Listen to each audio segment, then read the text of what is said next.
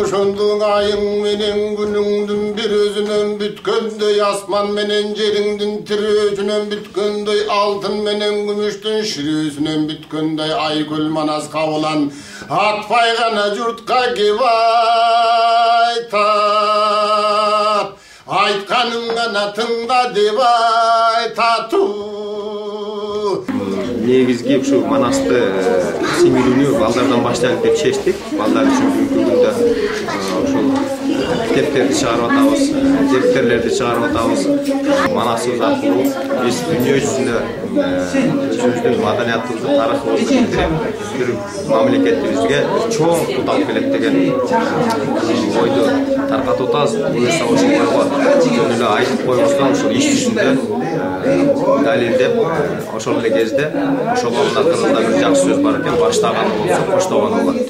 Ошон үчүн бул күндө ошол коштойдон адамдар көп болуп атат, боло берет деп ойлойм. Кудай буйрса Кыргызыбыз мамлекет катары, эң алдыңкы мамлекет катары бүткүл дүйнөгө таанылууга толук мүмкүнчүлүктөр бар.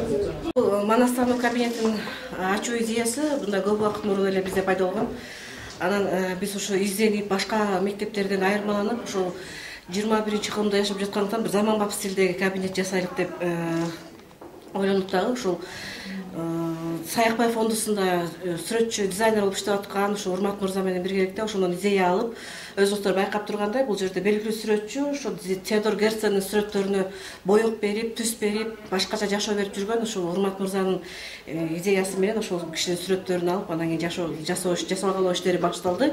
Аягында мынакей өзүңүз көрүп тургандай ошол кабинетке ээ болдук. Бул кабинетке ошол максатыбыз, мен жана дагы айтып кеттим, ушул кабинетке киргенде кичинекей жеткинчектерден баштап, ушул улуу муундагы адамдар киргенде бир Манастын башка ааламына, башка дүйнөгө кирүүсүн, бир сыйкырдуу дүйнөгө кирүүсүн каалаганбыз. Ошол оюбузга жеттик деп ойлойм. Биз максатыбызга жеттик. Анткени кирген кишилер, биз окуучулардан да көрүп атабыз, бул кабинетке киргенден кийин кандайдыр башка ушул ааламга киргендей болуп, чыккылары келбей, көпкө чейин отургусу келип, Манас уккусу келип, ушундай бир касиетке ээ болду да.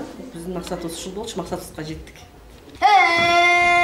Байбичелеп жатыптыр, окко көзү батыптыр, ак селесин башына, ак сакалдуу бир адам келип кирди кашына.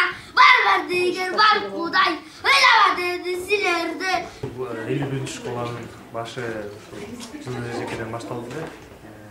Эмне кечээ ошол эжекени таап телефондон ушундай жасайт экенсиң, дизайнер экенсиңер деп бир классын көргөздү. Ушул класста эчтекеси даяр эмес, эчтеке баары даярдык эмес маалында болчу экен.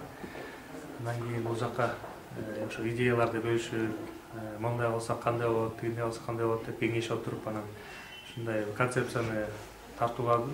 Ушундай бир кабинет ичинде башка измеренияга кирип кеткен сыяктуу. Жакып атабыз ушул желдеттер менен кеңешип турган маалы. Оң жагында болсо бул Канеке апабыз желдеттерге бата берип аткан кези. Чоң газаттын алдында даярдык десек деле болот. Биз ошол Саякбай Манас фондундагы бардык художниктер, мындан белгилеп кетсем, Данияр Жолдошбаев деген чоң жигит, ошол художник тартып жардамдашкан, Саматбек балдары. Андан тышкары ошол биздин манасчылар Спайсаков, Ван Исмаил ошолор жардамдашкан.